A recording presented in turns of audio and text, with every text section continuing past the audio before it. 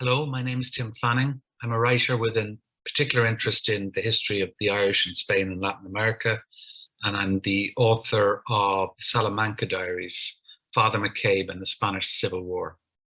And today I'm going to talk about the subject of that book, Father McCabe, who was born in County Cavan. Before I begin, I'd like to thank Cavan Library Service for the opportunity to speak today. I first became interested in Father McCabe when I was carrying out research into the Irish Brigade who fought for Franco in the Spanish Civil War. As I read his diaries in the National Library in Dublin, I was taken by McCabe's ability to capture the essence of a person or a place in a few short lines. I also became fascinated by McCabe's own life, which was shaped by what he witnessed before, during, and after the Spanish Civil War. My book about McCabe is primarily concerned with his observations and thoughts on what he saw in Spain during the Civil War.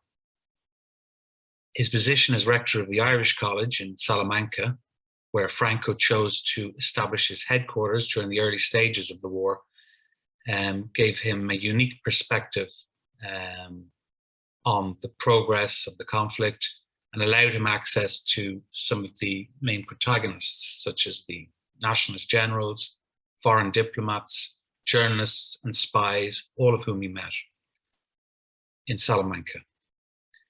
He was also in close contact with the leaders of the Irish Brigade, including Owen O'Duffy. However, his diaries also reflect upon the wider political and social change that was taking place at that time, especially in Ireland.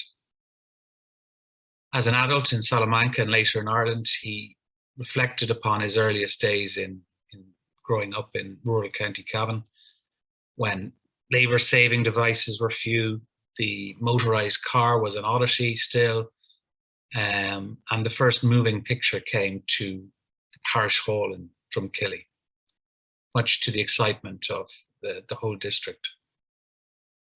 Occasionally cynical, often melancholic, his diaries are lively, informed, acerbic, humorous, and highly entertaining.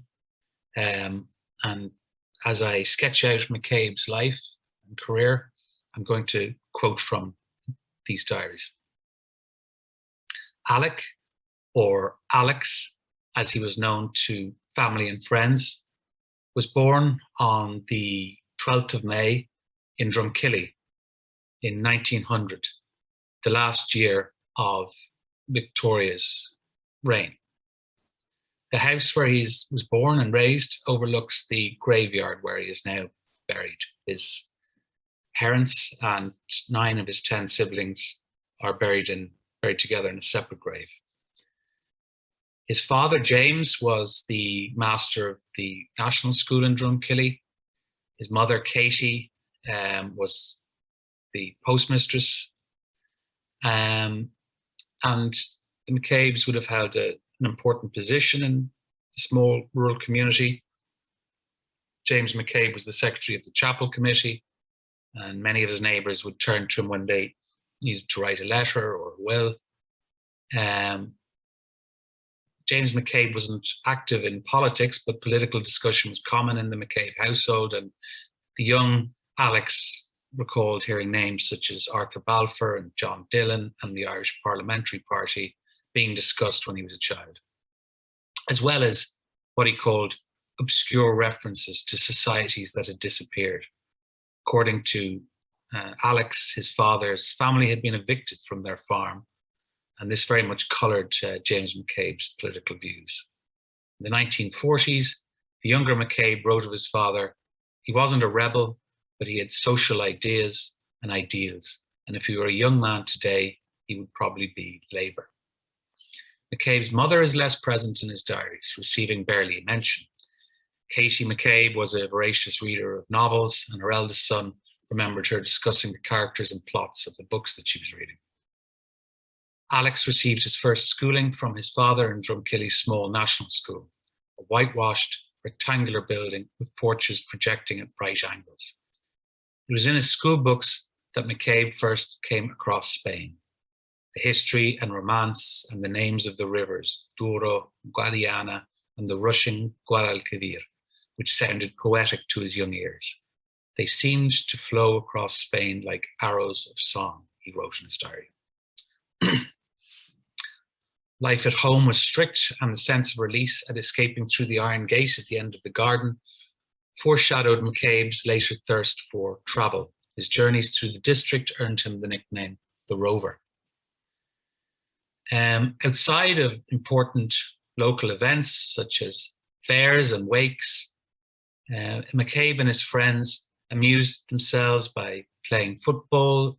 Other pastimes included robbing bees' nests, gathering blackberries, nettles, and dandelions, hunting rabbits, and fishing. Emigration and superstition are notable themes in McCabe's recollections of his childhood. There were few marriages and fewer children. The remains of mud-walled houses were scattered across the landscape and were believed to be haunted. According to McCabe, writing later in his diary, the whole district reeked of ghosts.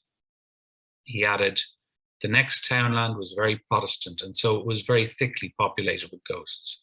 But being Protestant, they were ghosts of a blacker type and dye and intimately associated with the devil or Satan. The Banshee was also a frequent visitor, and McCabe recalled seeing her coming along the river on the way to a dying woman's house. His description of the event is strangely vivid, a mixture of half-belief and skepticism. He recalls it as follows. It was the first and last time I saw the Banshee. She was a poetic creation, sprung from the landscape and the imagination. I never met her outside of Ireland. Once or twice I searched for her in a dense, blackish, yellow London fog, but she wasn't there. It's difficult to believe in ghosts. At the same time, it is impossible to rid the imagination of this vast, unseen, invisible, still surviving world of the dead. McCabe entered St. Patrick's College in Cavan town in 1915 with a view to studying for the priesthood. Life in St. Patrick's was tough. Discipline was enforced through corporal punishment, and there was little sympathy for students who suffered from homesickness. The future Archbishop of Dublin, John Charles McQuaid, who left St. Patrick's in 1910, confessed to being miserable during his time in the college. However, McCabe does not seem to be particularly unhappy at St. Patrick's. He was very eager to see the rest of the world and recognized that this was the first step on his road to independence.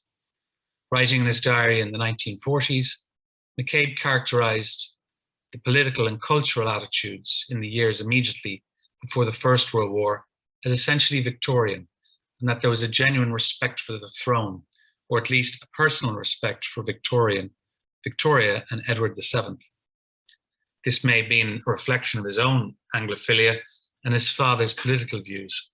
According to McCabe, he found himself getting into arguments with some of his peers at St. Patrick's, who believed that the son of a teacher could not be anything but a West Briton. However, he was well able to defend himself, once giving a classmate a black eye during a stand-up fight. The growing nationalist mood across the country was mirrored in St. Patrick's. The students formed a volunteer unit and drilled and marched around the grounds of the college. This picture of the college volunteers was taken in 1917 and shows the 17-year-old McCabe in the back row, fourth from the left, wearing his cap at an angle. After leaving St. Patrick's, McCabe was encouraged to seek a scholarship to the Irish College in Salamanca. He arrived in Spain with two fellow students from Ireland in the autumn of 1919. The college had been established at the end of the 16th century to cater for Irish seminarians forced to leave Ireland for their training. The building that once housed the college is one of the finest in Salamanca and is now used as a residence for academics and students visiting the university. McCabe's initial impressions were mixed. The last stage of his journey to Salamanca was by horse-drawn coach. Arriving at the main square in the city, McCabe had such exaggerated notions of the size of the college that I thought we had arrived not in the centre of town, but in the middle of the college square. Finally, they arrived at the college, and the porter showed McCabe up to his bare, dark room. As McCabe remembered it, the journey and life itself had come to an end. Later on, when McCabe and his companions began classes and saw the unshaven professors and students wearing green, mouldy soutanes, it struck us that this was the most antediluvian place in the world. The Irish students were normally aged 18 or 19 when they arrived in Salamanca to begin their 6-year course. They were instantly recognizable by the violet shamrocks which were sewn on their soutanes above their hearts. However, many of them found it hard to adjust to life in Spain. Problems with language, diet, and climate all contributed towards a feeling of homesickness. They were also subjected to the mood of the irascible rector, whose difficult personality was to provoke occasional outbreaks of revolution. Denis O'Doherty tended to take umbrage easily, and he was obsessed with discipline, keeping detailed notes on the failings of the students. Trivial misdemeanors such as smoking, failing to sweep one's room, or talking after lights out tended to take on a disproportionate significance. This made for a tense atmosphere between students and rector, which was not helped by the fact O'Doherty routinely opened the students' letters. McCabe spent 6 years in Salamanca. Following his ordination, he was given a temporary appointment in the English diocese of Brentwood. He spent a week in Walthamstow before he was transferred to Canning Town, a deprived part of the East End of London, close to the River Thames. Canning Town had developed around the Royal Victoria Dock, which had opened in 1855. Its Victorian-era slums were home to workers on the docks, the Beckton gasworks, and the sugar and chemical factories in Silvertown. Many of these workers were Irish emigrants who were dependent on casual labour to feed themselves and their families. McCabe thrived in London. In December 1925, 3 months after arriving in the East End, he wrote to O'Doherty that the people are very generous, very grateful, and the most part, very good. In 1927, McCabe was transferred to the neighbouring parish of Upton Park. The church where he served, Our Lady of Compassion, stood on Green Street in the shadow of the Boleyn Ground, then the stadium of West Ham United. The same year, he transferred to Leigh-on-Sea, the Essex fishing port and seaside resort overlooking the mudflats of the Thames estuary beside Southend. In January 1929, McCabe returned to Ireland to serve as curate in Drumlane Parish outside Belturbet. But in the autumn of 1930, he was offered and accepted the position of vice-rector of the Irish College in Salamanca. Although he was glad to be back in Spain, McCabe was rightfully worried about his relationship with the rector, Denis O'Doherty. McCabe too could be stubborn and found it difficult to accept authority unquestioningly. He had already clashed with superiors in London and Cavan. He wrote of the difficulties facing priests forced to cohabit. We clerics spent 3 or 4 hours every day for 6 or 7 years, spinning out metaphysical arguments, objecting, counter-objecting, and learning to be disputatious. This must make us uncivil and a bit uncivilized for the ordinary, intimate relations of life. A little more than 6 months after his return to Spain, the monarchy fell and the Spanish Republic was established. During the next 5 years, the political situation in Spain became increasingly agitated. The Spanish bishops remained aloof from the everyday concerns of the working classes, preferring to intrigue with aristocrats, officers, army officers, and industrialists. McCabe compared their position to that of the Irish Church. One often wonders why the Spanish Church does not take a more active part in the social problems and the social movements of the present day, just as the Irish priests played a big part in the land agitation of the 19th century. The Spanish Church wraps itself up in the liturgical dignity, remains as tranquil and lifeless as a mummy, and does nothing. In December 1934, Denis O'Doherty died. 6 months later, McCabe was officially appointed the new rector of the Irish College. At the beginning of 1936, a general election was held.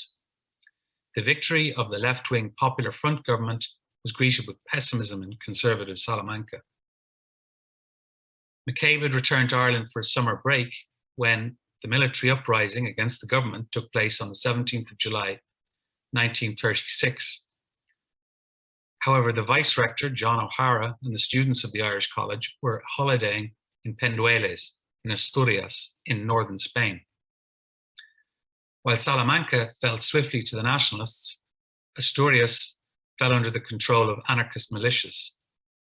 O'Hara initially decided to remain in Pendueles with the students, but by the beginning of August, it was felt necessary to evacuate the Irish seminarians, who were transported from Santander to Saint-Jean-de-Luz in the French Basque Country by a British destroyer. At home in Cavan, McCabe kept himself informed about the progress of the war. However, it was difficult to get news from Salamanca about the college. The Irish public's attitude to events in Spain was initially confused because of the different names used to describe each side. Soon, though, due principally to the stance of the Irish Catholic hierarchy, public opinion became overwhelmingly pro-Franco. Most of the Irish press portrayed the war as a Catholic crusade against atheistic communism, and atrocities committed in Spain by anti-clerical mobs were described in the most lurid terms. However, McCabe noted that Catholic workers in Ireland were admiring of the fight being put up by the militias. He wrote, "On the eve of the consecration of Mullingar Cathedral, I went into a barber's shop. As we waited for our turn, one young man who was looking over a paper said to another, 'The Spanish workers are putting up a great fight.' I heard a man repairing the road make a similar remark. But the workmen in Mullingar were all staunch Catholics. They were talking about the consecration the next day and would be shocked to see nuns and priests slaughtered, of course." For McCabe, these attitudes showed a spirit of compromise between religious and political views in Ireland, which was sorely lacking in Spain. He found depressing the Spanish church's alienation from the working class. In Spain, there is too much identification between religion and one system of politics on the one hand, and between irreligion and a distinct political creed or opinion on the other. McCabe knew one Spanish aristocrat who believed that Irish priests were Reds because they had supported Sinn Féin. On the other hand, he believed that the Irish would find it difficult to reconcile their support for Franco with their historic opposition to landlordism. He wrote, "If some of the people on Franco's side read the modern history of Ireland since the days of O'Connell, Davis, and Davitt, they would regard us as very red. And if some of the Irish people read the history of Spain for the past century, they might suffer some mental confusion over the present situation. What a wonderful thing it is to be ignorant and yet to see clearly."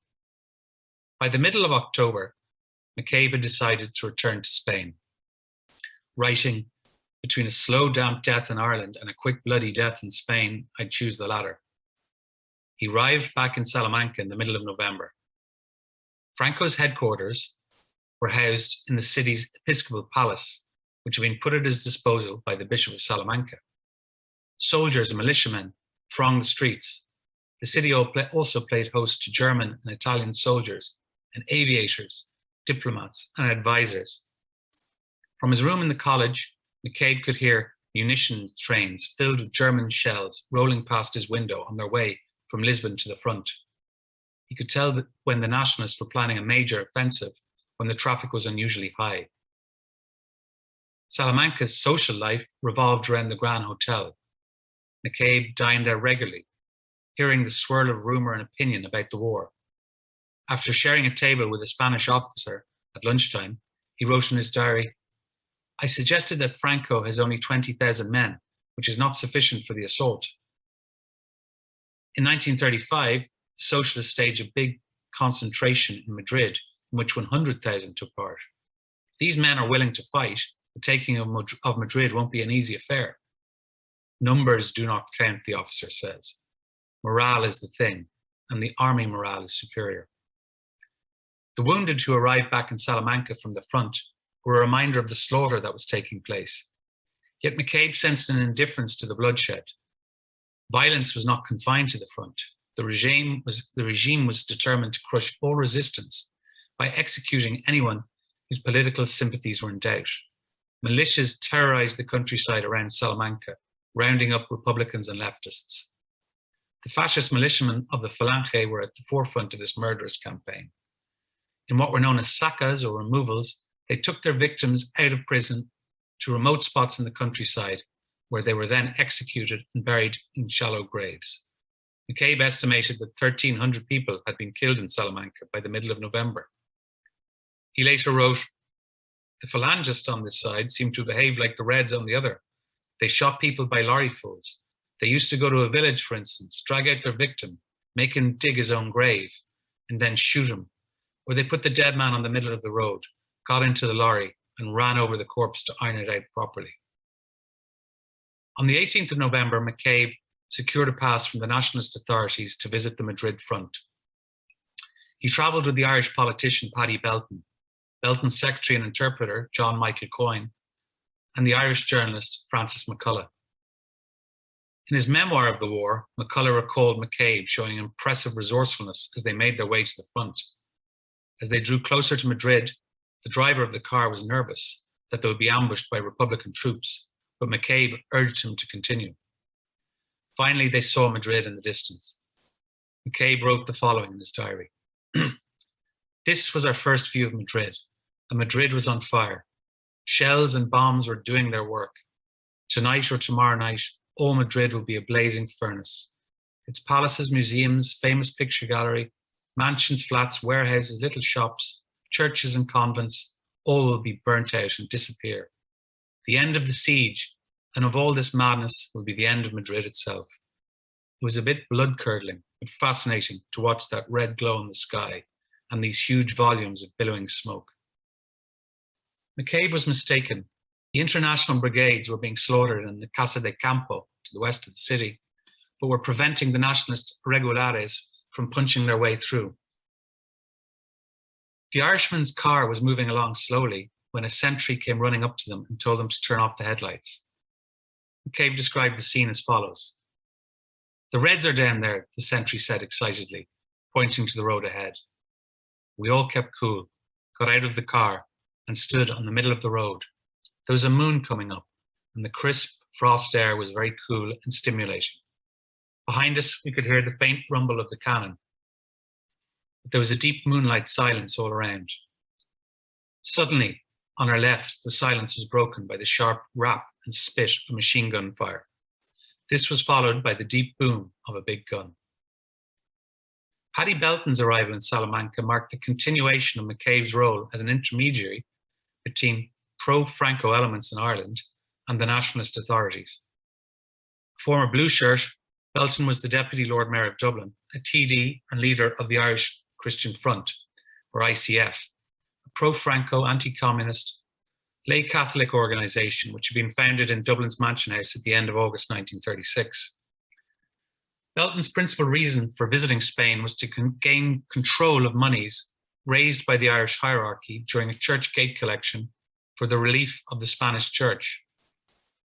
McCabe had already communicated with the Primate of Spain, Cardinal Isidro Goma y Tomas, on behalf of the Irish Primate, Cardinal Joseph McCrory, in relation to the dispersal of the monies. The original plan was that the monies would go towards the cost of rebuilding churches destroyed during the fighting.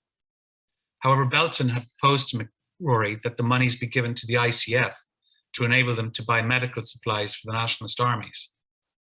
McCrory was uneasy about Belton's proposal. Although the ICF claimed to be non-political, the organization's opponents claimed otherwise. However, by the beginning of November, the Spanish primate had agreed to the proposal to transfer the monies to the ICF. McCabe was unimpressed by Belton. He wrote in his diary, "It takes all sorts of people to make a world, and it takes all sorts of greedy sharks and cold fish to make an Irish Christian front. Belton is a boor of the first order. There is still a certain amount of hugger-mugger in his intentions and movements. He keeps looking at me in a heavy-headed, bovine way, and we both seem to be playing a game of hide and seek with each other." Belton's presence did, however, allow McCabe to meet Franco, who granted an audience to the Irish TD. McCabe was accompanying Belton as interpreter. Upon entering the Episcopal Palace, the Irishman walked up the stairs past the Moroccan sentries. Franco received them in the throne room of the palace. McCabe had a good initial impression of the nationalist leader, writing in his diary, He's small and friendly, but serious and dignified. He has large, intelligent eyes, but he hasn't the face, jutting jawbone, or sledgehammer style of Mussolini. His later thoughts on Franco were less positive. He's a cold, buttoned-up style and cannot let himself go. Besides, when he speaks, he seems to have a slight catch in his nose, and he looks small and stodgy for a dictator and a generalissimo.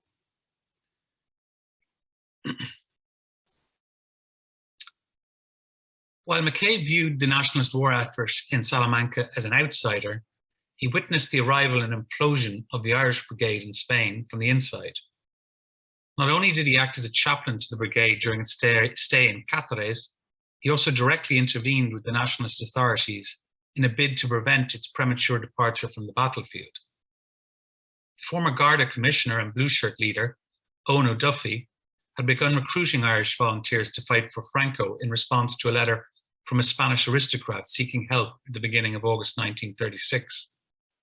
About 730 Irishmen arrived in Spain, well short of the thousands O'Duffy had initially envisaged. They were led by 25 Irish officers and 26 Spanish liaison officers. McCabe was in a unique position to understand that a gulf existed between the expectations of O'Duffy and the other Irish officers on the one hand and the Spanish on the other. He wrote, "The Spanish authorities had the erroneous impression that Ireland would send out a crack regiment, veterans perhaps of the Great War, and up to the standard of any continental army. The Spaniards thought too that all the officers would have been trained in a military academy, such as they themselves have in Toledo, Segovia, or Avila. In fact, many of the Irishmen had no military training and little experience, except, as McCabe noted, what some of them got in crossroad ambushes in Ireland during the Black and Tan struggle." The Irish soldiers were garrisoned in Cáceres in the southwest of Spain. Their chaplain, Father Joseph Mulreen, invited McCabe to the city to help with a general confession and communion. In Cáceres, McCabe had his first meeting with O'Duffy. He later wrote, "He is the simple, friendly, hospitable way of all Irishmen with one another, and especially of Irish layfolk with their priests. It's so different from Spain, where so many people would like to see all the curas, that is, priests, strung up." McCabe's opinion of O'Duffy was to change dramatically over the coming months. After a while, the Irish Brigade left the front south of Madrid by train on the 17th of February 1937. 2 days later, as they were walking through a narrow valley on their way to the village of Cienfuegos, the leading company spotted a group of troops some 600 yards away. After a skirmish lasting an hour, 2 of the Irish troops were dead. The opposing troops turned out to be a phalangist battalion from the Canary Islands, who had mistaken the Irish for Republicans. The Irish participated in their first major offensive on the 12th of March, when they were ordered to take the village of Titulcia in the Jarama Valley. Facing heavy shelling, the commanding officer, Dermot O'Sullivan, ordered them to retreat. As the brigade regrouped, orders came through to resume the attack at dawn the following day. O'Duffy disobeyed the order, citing a lack of tank or air cover. This refusal to obey orders was the start of the rift between O'Duffy and his senior officers and the National High Command. 5 days after the failed assault on Titulcia, Franco inspected the brigade during a tour of the front. Less than a week later, the Irish Brigade was pulled out of Cienfuegos to another sector. On the 9th of April, less than 4 months after the bulk of the volunteers had left Ireland, O'Duffy wrote to Franco, indicating that he wished to bring the Irish Brigade back home. He blamed the Spanish liaison officers for causing discontent and undermining the loyalty of the Irish troops.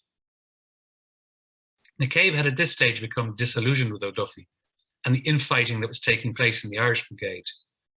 However, he and the Duchess of Tetuan, Blanca O'Donnell, a Spanish aristocrat of Irish ancestry, made strenuous efforts to reconcile the Irish officers with the Spanish generals. McCabe drew up a list of points with the senior Spanish liaison officer, upon which he believed it might be possible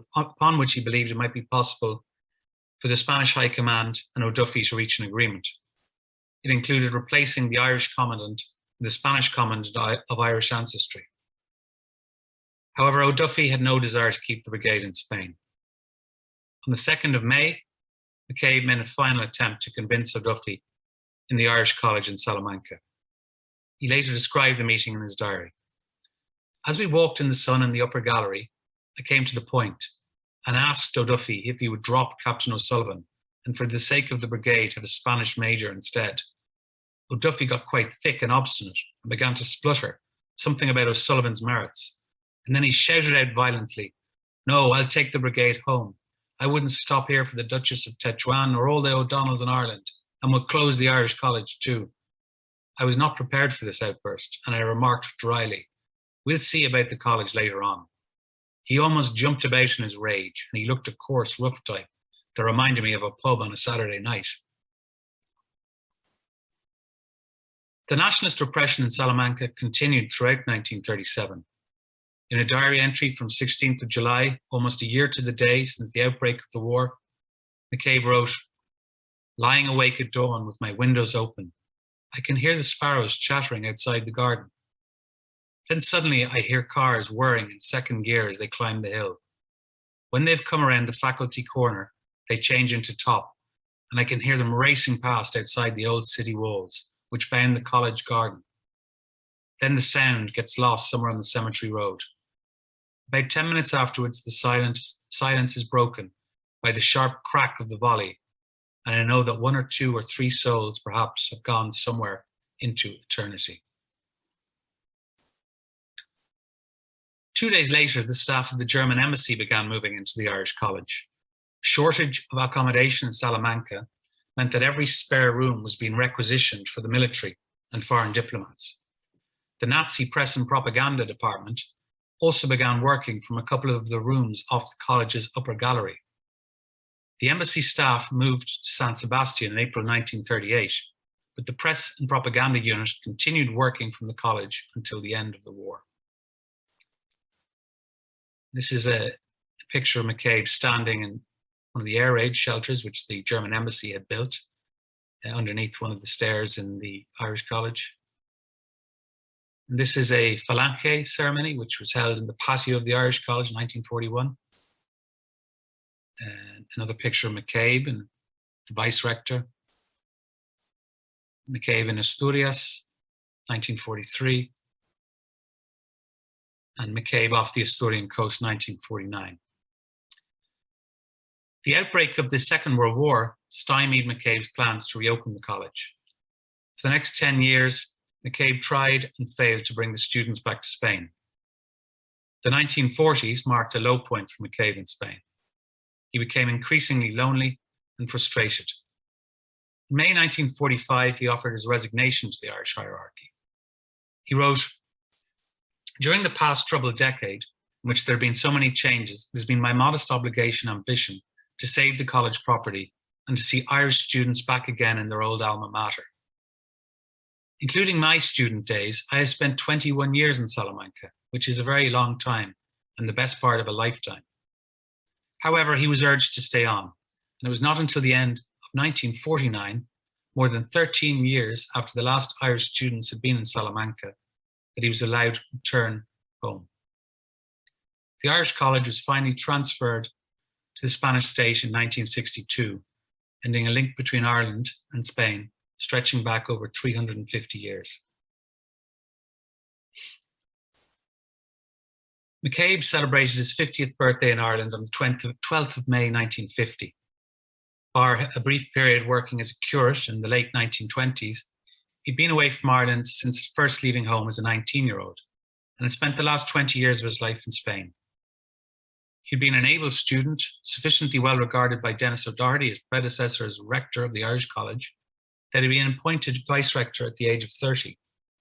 5 years later, he'd become rector of one of the Irish Church's most distinguished institutions. Yet the decades that followed his appointment as rector had been full of disappointments. Year after year, he strove to reopen the college, but his efforts went unrewarded. The violence he had witnessed in Spain had left their mark on him. But for all that, the prospect of returning to Ireland was not one that filled him with much pleasure. Spending time with his family was of some consolation, and McCabe's sisters doted on him. 3 of them, Maura, Kathleen and Babs, lived together in Ballinya. Father Alex was a frequent visitor. Unfortunately, McCabe's mother, Katie, died 8 months after he had returned home. On the 23rd of September 1950, the new Bishop of Kilmore, Austin Quinn, appointed McCabe curate to the parish of Lurgan. McCabe's drinking had become a problem in Salamanca, and this was probably one of the reasons that influenced the bishop's decision to appoint him to Lurgan. 4 years later, Quinn sent him to Corlough. In 1959, McCabe was sent to Ballymena in County Leitrim. He spent 2 years there before he was removed from ministry.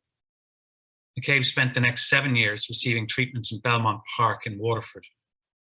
In 1968, he left Belmont Park to become chaplain to St. Joseph Nursing Home outside of Virginia, which would remain his home until his death. Priests who knew him at this time remembered McCabe as a colourful character, a great conversationalist, and a good man.